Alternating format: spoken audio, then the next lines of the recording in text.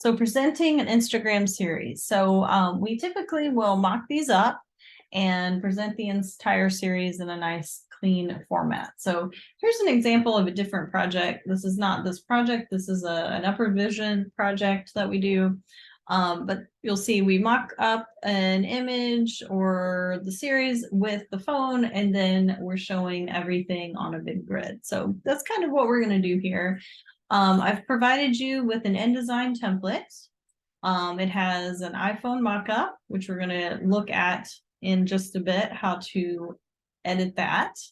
And then we have 3 posts all on one page. So if you only have 5 images in each of your posts, you can put them all on one slide and you'll be in great shape. If you went beyond 5, which I think most people did, you're going to want to have a 3-page piece where you have each post on a single page. So I already went ahead and mocked these up for you. I'm not giving you these pages because everybody will be different. You're getting just this page and then you'll break it up how you need it. So say I had my 3 posts and my first one has 8 images. So I would have this slide with my 8 images, nice and cleanly arranged. Maybe my next post has 10 images. So I kind of group those up together. And maybe my last post has 7 images. So I've got those neatly arranged as well. So I do repeat the mock-up, and I would want to mock up 1 image from each post. So you will get this template to do what you would like to do with. So you're just kind of taking your PNGs, which you already have, and dropping them into these frames. Make sure you right click and say fitting fill frame proportionally so that we see the entire piece in here. If your posts have a white background, you need to put a little stroke on the outside so that it doesn't blend into the white background here. If you wanna get, a little different with it, you can add a background.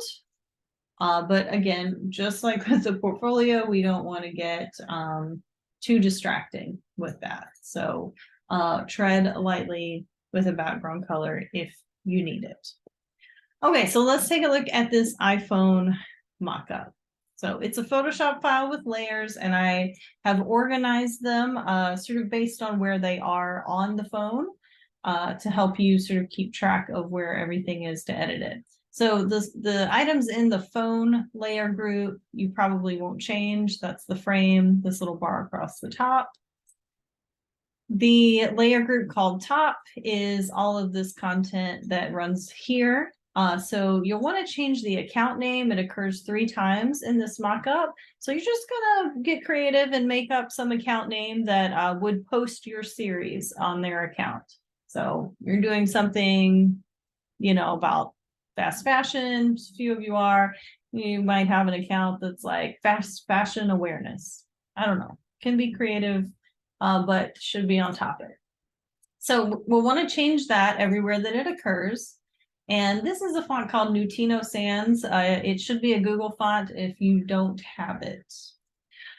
Post doesn't change. There's the account name again. So now the thing that we will want to change here that you may not have done before is the profile picture. So this lives in a somewhat separate place.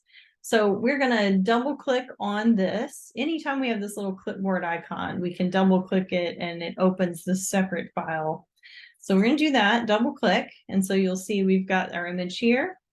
And then it's a clipping mask into a circle. So let's say I want to change it to this image. So I'm just going to open this guy in Photoshop and drag it on here as a new layer, right click, create clipping mask, and now it's in the little circle and I can delete the original artwork. I don't need that. So I'm going to save, Command S, and go back to, I can close this and go back to my Photoshop template, and you can see the profile image has changed. So you can change that to whatever you would like it to be.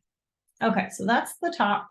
And then the bottom information, you'll want to write a little bit of a caption here. Again, change the account name. You can change the number of likes as well. So that's all in that same font, Nutino Sans.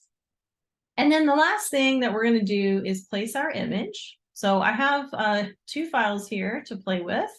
So first I'm going to use this one. It is a square, and the template is set up for a square right away. So if I drag that in there, it's a little color warning. I can hit OK.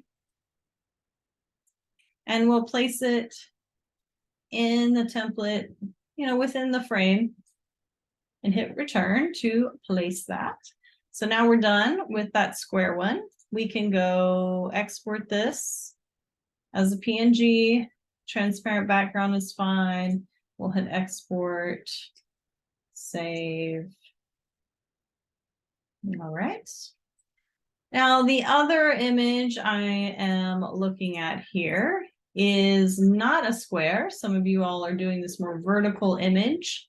So I can take this, drag it into the template, say okay about that color warning. I am going to shrink it down to fit in the frame. And I should be able to just grab the bottom layer group and hold down Shift so that I'm just sliding it down and not over. And it should pull everything down below underneath the image. And so then I can export that PNG. Okay, so that'll be done. Then I can go back to InDesign, and you should be able to link up your mockup, and it will be right there. When you're done with InDesign, export as an interactive PDF so that it's a smaller file size. Hit save. Check that your quality is high and resolution is 300, and that should do it.